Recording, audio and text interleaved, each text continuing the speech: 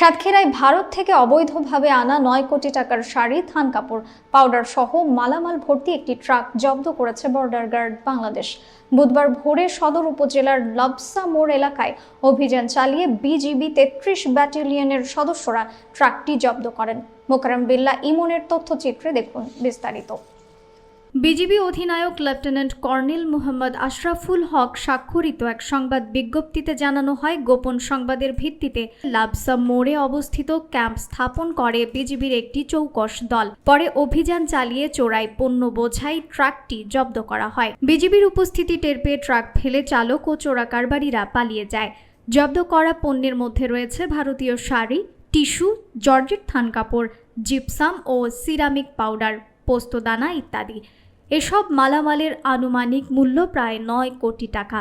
সংবাদ বিজ্ঞপ্তিতে আরও জানানো হয়, শুল্ক ফাঁকি দিয়ে ভারত থেকে এসব মাল রাজধানী ঢাকায় নিয়ে যাওয়া হচ্ছিল। জব্দ মালামাল কাস্টমসে জমা দেওয়ার প্রক্রিয়া চলছে।